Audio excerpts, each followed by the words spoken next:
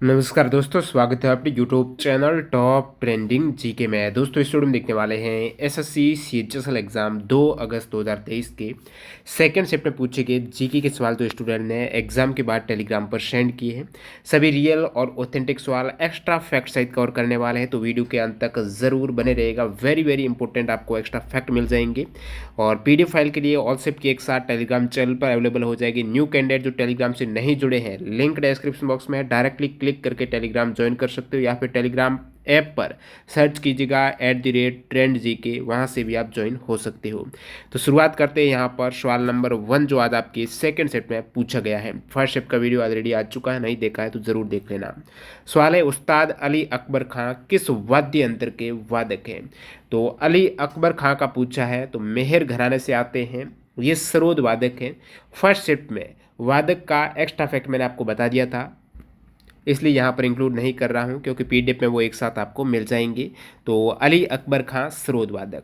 Next वाले यहाँ पर कौन सा शास्त्रीय नर्तक नहीं है? क्लासिकल डांसर और म्यूजिकल इंस्ट्रूमेंट और प्लेयर का एसएससी से एक बहुत बड़ा नाता यहाँ पर जुड़ चुका है कि प्रत्येक शिफ्ट में प्रत्येक एग्जाम में एक सवाल ज़रूर आपको देखने को मिलता है। क्लासिकल डांसर्स कौन सा नहीं है? तो प्रमुख जो शास्त्रीय नृतक है वो आपको पता होना चाहिए। जैसे कि बात कर लेते हैं शास्त्रीय नृत्यों में, भरतनाट्यम जो तमिलनाडु का नृत्य है, वहाँ भरतनाट्यम के प्रमुख डांसर में रुक्मणी देवी अरुंदले, ई कृष्णा अय्यर, यामिनी कृष्णमूर्ति, लक्ष्मी विश्वनाथन, पद्म सुब्रमण्यम, मृणालिनी साराभाई, मल्लिका साराभाई, ये प्रमुख भरतनाट्यम के डांसर हैं। और तमिलनाडु का जो भरतनाट्यम। कुचिपुड़ी की बात करें, बाला सरस्वती, रागिनी देवी, राधा रेड्डी, राजा रेड्डी, यामिनी कृष्णमूर्ति, इंद्राणी रहमान, ये कुचिपुड़ी। कथकली जो केरला का है, वीएन मेनन, गुरु कुंचुकुरु, गोपीनाथ, कोटकल शिवरामन, रीता गांगुली कथकली के। ओडिसी में इंद्राणी रहमान, चार्ल्स फेब्री, गुरु पंकज चरणदास, केलुचरण महापात्रा, सोनल मानसिंह, शेरॉन, ये हैं आपके ओडिसी के। मणिपुरी में राजा भागचंद्र, रविंद्रनाथ टैगोर, नयना, शोना, रंजना दर्शन, गुरु विपिना सिंह, ये विपिन सिंह वेरी इंपॉर्टेंट है, मणिपुरी के हैं। कथक की बात करें तो लीला शोखी, बिरजू महाराज, लच्छू महाराज, सितारा देवी, दमयंती जोशी। क्षत्रिया में शंकर देव, गुरु जतिन गोस्वामी और सरोडी शेकिया। मोहिनीअट्टम जो केरला का है, वीएन मेनन, कल्याणी अम्मा, सुनंदा नायर, कलामंडलम शमवती, माधुरी अम्मा, जयप्रभा मेनन, ये सभी मोहिनीअट्टम की हैं। क्षत्रिय आश्रम का है, कथक उत्तर प्रदेश का है। और नेक्स्ट सवाल देखें, उससे पहले आप कमेंट सेक्शन बताना यदि आप सीएचएसएल ले आए या फिर अदर एसएससी की एग्जाम की तैयारी करें और मॉक टेस्ट में आप लगा रहे हो तो कितना स्कोर हो रहा है, विशेषकर यदि आपने सीएचएसएल का दिया है। नेक्स्ट आपकी दिल्ली पुलिस एमटीएस वगैरह का आप तैयारी कर रहे हो तो कितना मॉक टेस्ट में आपका स्कोर हो रहा है, ज़रूर बताना। और जो मॉक टेस्ट नहीं दे रहे हैं तो उनकी तैयारी वो 50% अधूरी रह जाती है। मॉक टेस्ट जरूर लगेगा। मॉक टेस्ट सीरीज से जुड़ने के लिए टेक्स्ट बुक के साथ आप जुड़ सकते हो, जहाँ पर बेहतरीन डील चल रही है। टीटीजी के कूपन कोड यूज़ करना टेक्स्ट बुक पर, एक्स्ट्रा डिस्काउंट मिल जाएगा। यहाँ पर टेक्स्ट बुक पास प्रो एक नया फीचर ऐड हुआ है जिसमें प्रीवियस ईयर के जो भी आपको पेपर हुए उनके मॉक फॉर्म में आप यहाँ पर अटैम्प्ट कर सकते हो, प्रैक्टिस कर सकते हो। और टेक्स्ट बुक पास प्रो में जो भी एग्जाम के मॉक टेस्ट यानी 600+ एग्जाम जितने भी स्टेट और सेंट्रल लेवल एग्जाम्स होते हैं उन सभी के मॉक टेस्ट एक ही पास में मिल जाते हैं।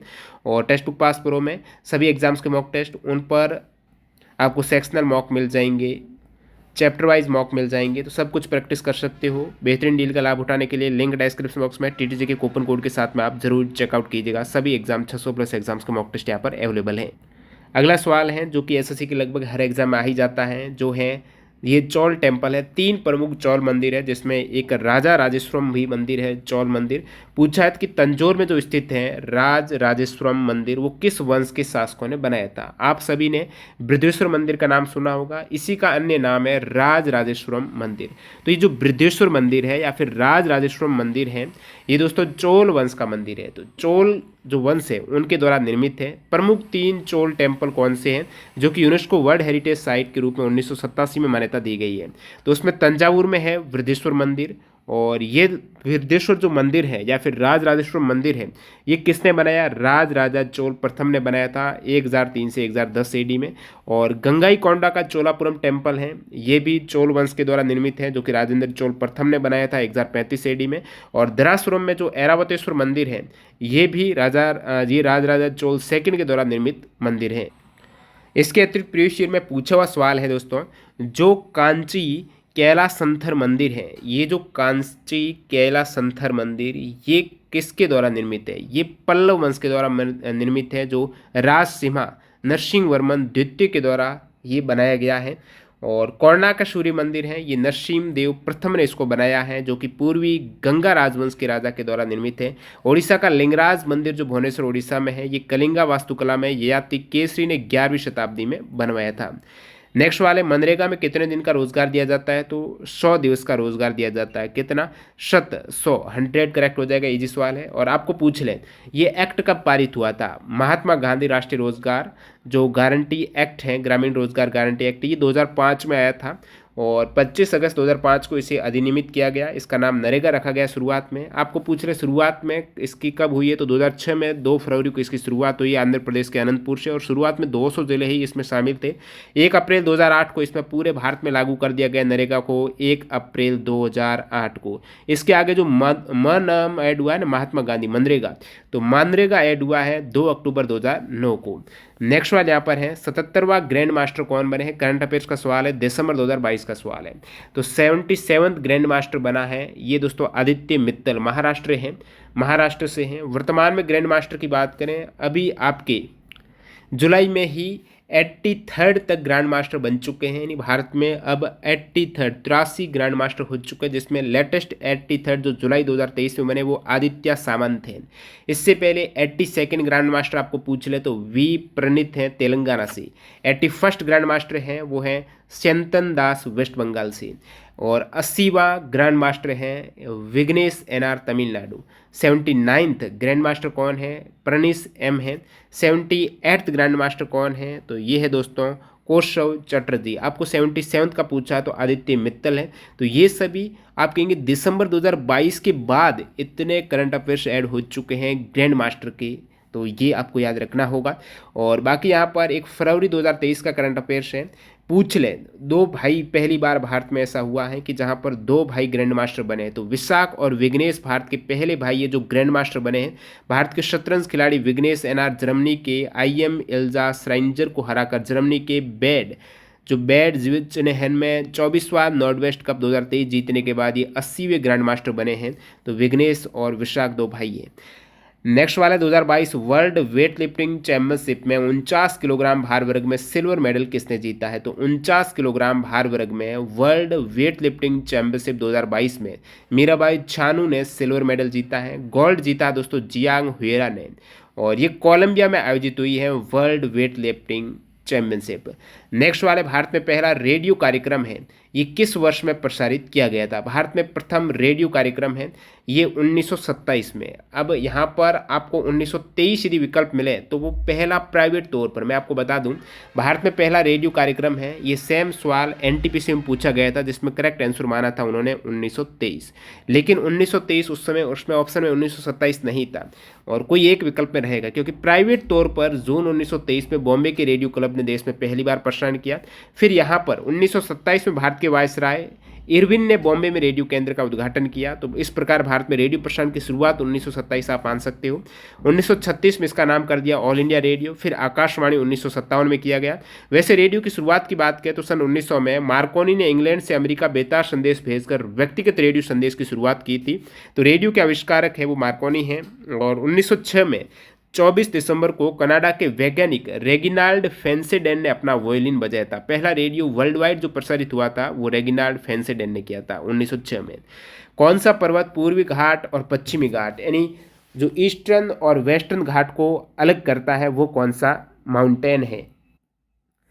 तो ये हो जाएगा दोस्तों नीलगिरी की पहाड़ियाँ है ना, ये पश्चिमी घाट और पूर्वी घाट को अलग करती हैं। दोनों घाट उत्तर में कर्नाटक पठार से मोयार नदी के द्वारा अलग होते हैं। आपको पूछ ले पूर्वी घाट की सबसे ऊंची चोटी कौन सी? पूर्वी घाट की है महेंद्रगिरी, और पश्चिमी घाट की आपको पूछे तो वो हो जाएगी दोस्तों अनामुड़ी चोटी है पश्चिमी घाट की सबसे ऊंची चोटी। अब दोस्तों पश्चिमी घाट को स्थानीय रूप से, जैसे कि महाराष्ट्र में पश्चिमी घाट को सह्याद्री कहा जाता है, कर्नाटक तमिलनाडु में से नीलगिरी पहाड़ियाँ, केरल में से अन्नामलाई पहाड़ियाँ, इलायची पहाड़ियाँ के नाम से जाना जाता है। और जो पश्चिमी घाट है या फिर सह्याद्री है, इनके 3 प्रमुख दर्रे हैं। थाल घाट आपको पूछ ले तो नासिक और मुंबई के बीच में, पाल घाट है पलक्कड़ और कोयम्बटूर के बीच में, भोर घाट है मुंबई और पुणे के बीच में। और बाकी मैंने बता दिया जो पूर्वी घाट है महेंद्रगिरी इसकी हाईएस्ट पीक है, और पश्चिमी घाट की हाईएस्ट पीक है वो अन्नामुड़ी है जो कि 2695 मीटर की हाइट पर केरला में है। बेर नीम बबूल जहाँ उगते हैं वहाँ कितनी वर्षा होती है। तो यहाँ पर बात हो रही है उष्णकटिबंधीय कांटेदार वन की। उष्णकटिबंधीय कांटेदार वन में बबूल, बेर, खजूर, नीम, खैर, खेजड़ी, पलास, खास आ जाते हैं, जिसमें 50 सेंटीमीटर से कम वर्षा वाला क्षेत्र है वहाँ पर ये उष्णकटिबंधीय कांटेदार वन पाए जाते हैं। इनके ये प्रमुख उदाहरण हैं। इनसे सवाल अक्सर कॉम्पिटिटिव एग्जाम्स में एसएससी पूछ रही है, आज यहाँ पर आपको देखने को मिला है। इसके अलावा आने वाले किसी भी सेफ्टी एग्जाम में आपको उष्ण पर्णपाती वन, उष्णकटिबंधीय आर्द्र पर्णपाती और शुष्क पर्णपाती वन, ये दोनों ही इंपॉर्टेंट हो जाते हैं। जैसे कि आपको पूछ ले उष्णकटिबंधीय पर्णपाती वन में आर्द्र पर्णपाती वन के लिए सेंटीमीटर वर्षा है तो 100 से 200 सेंटीमीटर वर्षा होती है आर्द्र पर्णपाती वन, और उष्णकटिबंधीय जो शुष्क पर्णपाती वन है उनके लिए 70 से 100 सेंटीमीटर वर्षा होती है। और आर्द्र पर्णपाती वन के उदाहरण में साल, सागौन, शीशम, हर्रा, बहेड़ा, आंवला, सेमल, कुसुम, चंदन है। शुष्क पर्णपाती वन में तेंदू, पलास, अमलतास, बेल, खैर, धावड़ा, ये सभी उदाहरण आपको याद रखने हैं दोस्तों। बार बार इस पर मैं एम्फेसाइज बल दे रहा हूँ कि ये याद रखने ही होंगे, एग्जाम में सवाल यहाँ से पूछे जाते हैं। उष्णकटिबंधीय सदाबहार और असदाबहार वन में रोजवुड, मोहंगुनी, एनी, एबनी, जहाँ पर वर्षा 200 सेंटीमीटर से अधिक होती है और औसत तापमान 22 डिग्री सेंटीग्रेड से अधिक हो तो वहाँ पर ये वन पाए जाते हैं उष्णकटिबंधीय सदाबहार वन। पोषण और जीवन स्तर के लिए लोक स्वास्थ्य में सुधार का कर्तव्य किस आर्टिकल में वर्णित है। पोषण और जीवन स्तर के लिए लोक स्वास्थ्य में सुधार, तो डीपीएसपी का आर्टिकल 47 से सवाल यहाँ पर पूछ लिया है आपको। नीति निर्देशक तत्वों के सभी आर्टिकल आपको पता होना चाहिए, जैसे कि आर्टिकल 1 से 50 तक आपको पूरे आर्टिकल पता ही होने चाहिए। नीति निर्देशक तत्वों में आर्टिकल 36 से 52 तक, जैसे कि राज्य की परिभाषा है 36 में, 37 में नीति निर्देशक तत्व न्यायालय में वाद योग्य नहीं है, 38 में राज्य लोक कल्याण की वर्दी में व्यवस्था करेगा। आर्टिकल 39 से समान कार्य के लिए समान वेतन का प्रावधान, समान न्याय और निःशुल्क विधि सहायता। आर्टिकल 40 ग्राम पंचायतों का गठन। आर्टिकल 41 कुछ परिस्थितियों में सभी नागरिकों को काम, शिक्षा और लोक सहायता पाने का अधिकार। 42 में न्याय संगत और मानव उचित दशाओं तथा पशुति सहायता का प्रावधान। आर्टिकल 43 में मजदूरी और कुटीर उद्योगों को प्रोत्साहन। आर्टिकल 44 है वो समान नागरिक संहिता, यूनिफॉर्म सिविल कोड लागू करने का प्रावधान, कोई भी धर्म हो उनके लिए कानून एक सा रहेगा। आर्टिकल 45 बच्चों को मुफ्त और अनिवार्य शिक्षा की जिम्मेदारी। 46 में अनुसूचित जाति, जनजाति और अन्य वर्गों की शिक्षा और अर्थ संबंधी हितों का प्रावधान। 47 में जो आपको पूछा है 48 में कृषि और पशुपालन संबंधित प्रावधान है। 48 ए वेरी इंपॉर्टेंट है, पर्यावरण और वन्य जीवों का संरक्षण। 49 में महत्वपूर्ण स्थानों और वस्तुओं का संरक्षण। 50 में कार्यपालिका और न्यायपालिका के कार्य का विभाजन। 51 में अंतर्राष्ट्रीय शांति और सुरक्षा संबंधित प्रावधान आ जाते हैं। नेक्स्ट वाले दोस्तों आर्टिकल 20 का क्लोज 2 किससे संबंधित है। अनुच्छेद 20 आप देखेंगे तो आर्टिकल 20 में आपको क्लोज 2 का पूछा है, तो क्लोज 2 है दोस्तों, किसी व्यक्ति को एक ही अपराध के लिए एक बार से अधिक दंडित नहीं किया जा सकता है। एक अपराध किया, एक बार उसको सज़ा मिल गई, दोबारा वहाँ पर सज़ा नहीं दी जाएगी। यानी उसी सेम अपराध के लिए जो एक बार दंडित हो चुका है तो दोबारा यहाँ पर सज़ा नहीं दी जाएगी। आर्टिकल 20 का क्लोज 2 कहता है। आर्टिकल 20 का क्लोज 1 कहता है कि कोई व्यक्ति किसी अपराध के लिए तब तक निर्दोष नहीं ठहराया जाएगा जब तक कि उसने ऐसा कोई कार्य करते समय जो अपराध की श्रेणी में आता हो। जैसे कि किसी अपराधी ने अपराध किया 1942 में किया और उस समय संविधान में उससे संबंधित कोई भी आईपीसी सीआरपीसी में प्रावधान नहीं था उस अपराध का, बाद में नियम बने तो वो अपराध की श्रेणी में आ गया। तो जब उसने अपराध किया उस समय यदि वो कानून में था ही नहीं अपराध तो उस केस में उसे सज़ा नहीं मिल सकती है। आर्टिकल 20 का क्लोज 1 कहता है। आर्टिकल 20 का क्लोज 3 कहता है किसी अपराध के लिए अभियुक्त किसी व्यक्ति को स्वयं अपने विरुद्ध साक्षी होने के लिए बाध्य नहीं किया जा सकता है, कि वो खुद ही अपने विरुद्ध साक्षी हो जाए कि मैंने ये काम किया, इस प्रकार बाध्य नहीं कर सकते हो। आर्टिकल 20(3) कहता है। और तो ये सभी आर्टिकल 19 से 22 है, स्वतंत्रता के अधिकार से संबंधित आपको पूरे पता होना चाहिए, जिसमें आर्टिकल 19 से बोलने और अभिव्यक्ति की आज़ादी है। आर्टिकल 19 से काफ़ी बार एग्जाम में सवाल आ जाते हैं। आर्टिकल 19 में विभिन्न भाग हैं जो आप ट्रिक से याद कर सकते हो। मैंने इससे पहले भी बताया है कि बोस संघ आया गया और बस व्यापार किया। बोस यानी पहला है 19 से बोलने की आज़ादी, फिर यहाँ पर शांतिपूर्वक बिना हथियारों के कहीं पर इकट्ठा होना बोस, उसके बाद संघ यानी संघ बनाने की आज़ादी बोस संघ, और आया गया 19D में आने जाने की आज़ादी, पूरे देश में डॉन रहेंगे आप आने जाने की। ई में देश के किसी क्षेत्र में बोस संघ आया गया और बसने की आज़ादी आपको ई में है, और बस व्यापार किया और व्यापार करने की 19G में है। नेक्स्ट यहाँ पर आर्टिकल 20 आपको अपराधों के दोषित के संबंध में संरक्षण। 21 से प्राण और दैहिक स्वतंत्रता का अधिकार जो जीने का अधिकार आर्टिकल 21 है। 21A में शिक्षा का अधिकार है जो 86 कॉन्स्टिट्यूशन अमेंडमेंट के जरिए ऐड हुआ है। 22 में कुछ दशा में गिरफ्तारी से किस प्रकार संरक्षण दिया जाता है। यदि आपको अरेस्ट कर ले तो आपको एक अधिकार मिलता है कि आप परामर्श ले सकें वकील वगैरह से, एडवोकेट वगैरह से। तो ये सब कुछ आपको पहले अरेस्ट क्यों किया गया उसका कारण भी बताया जाएगा। ये कुछ दशा में गिरफ्तारी से संरक्षण का है आर्टिकल 22 में।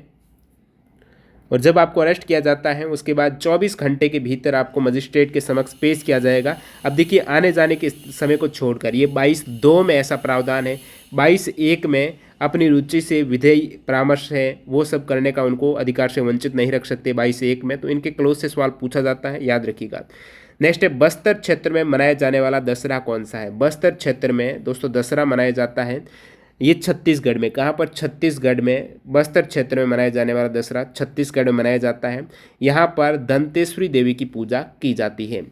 मंजू भार्गवी किस क्षेत्र से संबंधित है। मंजू भार्गवी की बात करें तो भारतीय अभिनेत्री और डांसर हैं, विशेषकर साउथ में तेलुगु भाषा में बनी फिल्म शंकर भरणम और नयकुडु विनयकुडु में अपने अभिनय के लिए जानी जाती हैं। इसका संबंध बेंगलुरु कर्नाटक से है। नेक्स्ट सवाल, कौन सा राज्य स्वास्थ्य का अधिकार बिल पारित करने वाला पहला राज्य बन चुका है। जो राइट टू हेल्थ है, स्वास्थ्य का अधिकार है, ये बिल पारित करने वाला पहला राज्य राजस्थान बना है। यानी प्रत्येक व्यक्ति को बिना किसी पूर्व भुगतान किए वो इमरजेंसी के केस में, चाहे गवर्नमेंट हॉस्पिटल हो प्राइवेट हॉस्पिटल हो, बिना कोई पेमेंट किए वो एक आपातकालीन चिकित्सा सेवा उनको मिलेगी। राइट टू हेल्थ के तहत जो राजस्थान ने लागू किया, काफ़ी कुछ विरोध हुआ है और बाद में उसमें कुछ संशोधन भी किया गया है। उदासीन बिंदु पर चुंबकीय क्षेत्र का मान कितना होता है। उदासीन बिंदु है तो चुंबकीय क्षेत्र वहाँ पर कुछ भी नहीं होगा। वह बिंदु जब परिणामी चुंबकीय क्षेत्र शून्य होता है वो ही न्यूट्रल बिंदु होता है। फुटबॉल में पेनल्टी मार्क और गोल के बीच की दूरी कितनी होती है। जैसे कि ये फुटबॉल ग्राउंड है, इसमें पेनल्टी मार्क्स और गोल के मध्य की जो दूरी है ये होती है दोस्तों 11 मीटर या फिर 12 यार्ड्स होती है। और ये पूरा आपको मैदान की माप वगैरह से सवाल पूछे जा रहे हैं। फर्स्ट सेट में भी टेबल टेनिस का आया है, यहाँ पर फुटबॉल का पूछा है, तो इसका अलग से वीडियो डाला हुआ है। और टेलीग्राम पर पीडीएफ भी पड़ी हुई है। इस स्पेशल टेलीग्राम पर पीडीएफ का चैनल है top trending GK PDF, top trending GK PDF करके आप सर्च करेंगे, जहां पर इस स्पोर्ट वाले की पूरी पीडीएफ पड़ी हुई है। एक बार वीडियो देखो, समझ में आ जाएगा, पीडीएफ पे रिवाइज करो, थोड़ा और आसान हो जाएगा। तो ये स्पोर्ट के माप है, टर्म्स वगैरह सारा देख के जाना। जैसे फुटबॉल की बात करें तो फुटबॉल जो मैदान होता है उसको पिच को सॉकर फील्ड कह सकते हैं। फुटबॉल के ग्राउंड को आप सॉकर फील्ड कह सकते हो। इसकी लंबाई की बात करें तो 105 मीटर लंबा और 68 मीटर चौड़ा होता है सीनियर फुटबॉल के लिए। बाकी लंबाई 90 मीटर से 120 मीटर के मध्य और चौड़ाई 45 से 90 मीटर के मध्य होनी चाहिए। ये फुटबॉल ग्राउंड की कुछ डायमेंशन है और इसी में से सवाल आपको पूछा है। जो फुटबॉल है, बॉल की बात करें तो ये साइज़ 5 की होती है। 68 से 70 सेंटीमीटर इसकी परिधि होती है। 410 से 450 ग्राम ये वजन होता है और व्यास इसका होता है 22 से 23 सेंटीमीटर।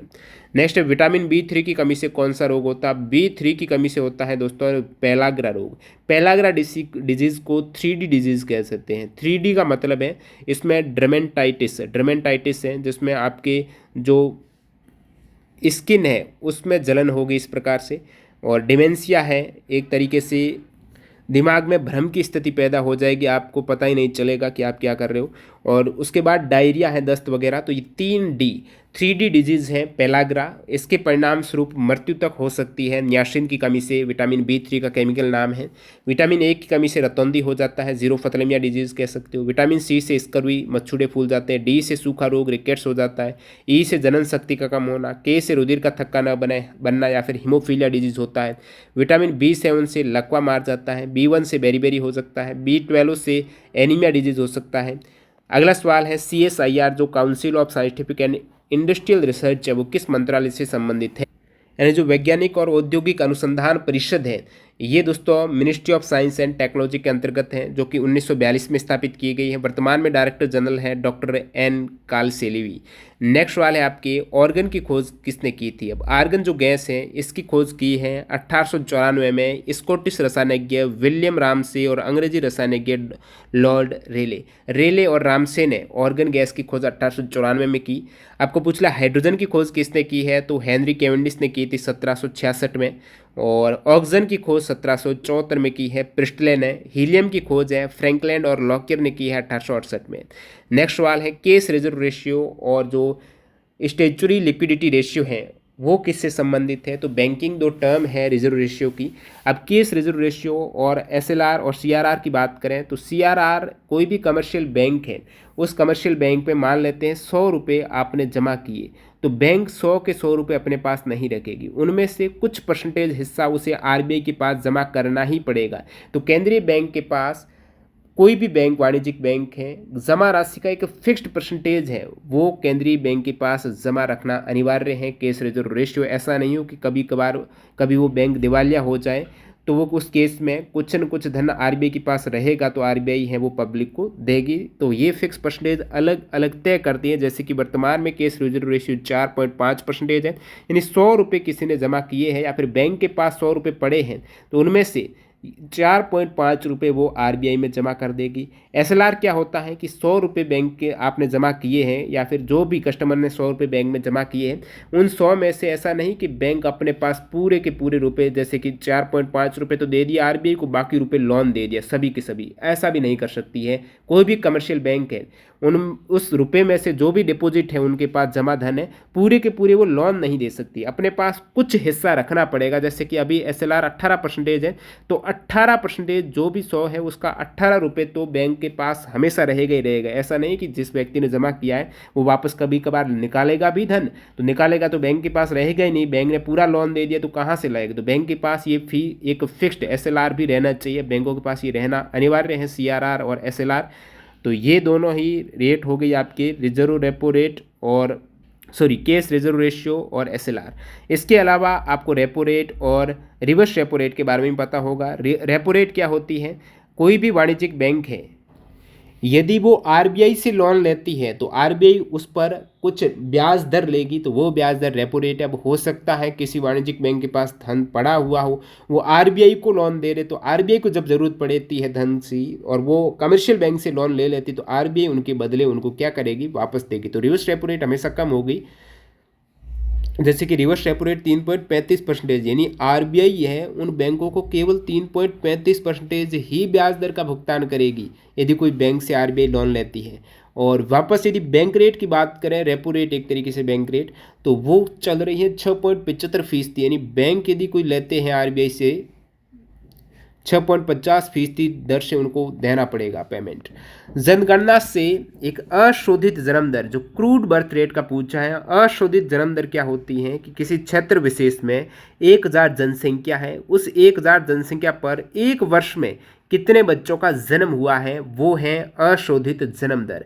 जैसे 2011 की सेंसस के अकॉर्डिंग भारत में अशोधित जन्म दर थी 21.8 शिशु, यानी 1000 लोगों पर 21.8 शिशुओं का जन्म होता था। नेक्स्ट यहाँ पर एक फ्री योजना लागू करने से संबंधित पूछा है, क्या नुकसान होता है फ्री वाइज का, फ्री योजना से क्या नुकसान होता है? तो अर्थव्यवस्था पर नुकसान होता है, जिसकी भरपाई के लिए टैक्स वगैरह रेट है वो बढ़ा दी जाती है। तो ये नुकसान विशेषकर क्या ऑप्शन थे आप बताना, एग्जैक्ट यही सवाल थे। तो बाकी ये आपको 25 में से 22 सवाल आपके सामने हैं सेकंड शिफ्ट के। कोई भी डाउट है तो कमेंट सेक्शन में बताइएगा। पीडीएफ फाइल के लिए टेलीग्राम चैनल ज्वाइन कीजिएगा, एक साथ ऑल शिफ्ट की मिल जाएगी। न्यू कैंडिडेट हैं, टेस्ट सीरीज नहीं लगा रहे हैं तो अभी भी जुड़ सकते हो टीटीजी के कूपन कोड यूज़ करके टेक्स्ट बुक में। धन्यवाद।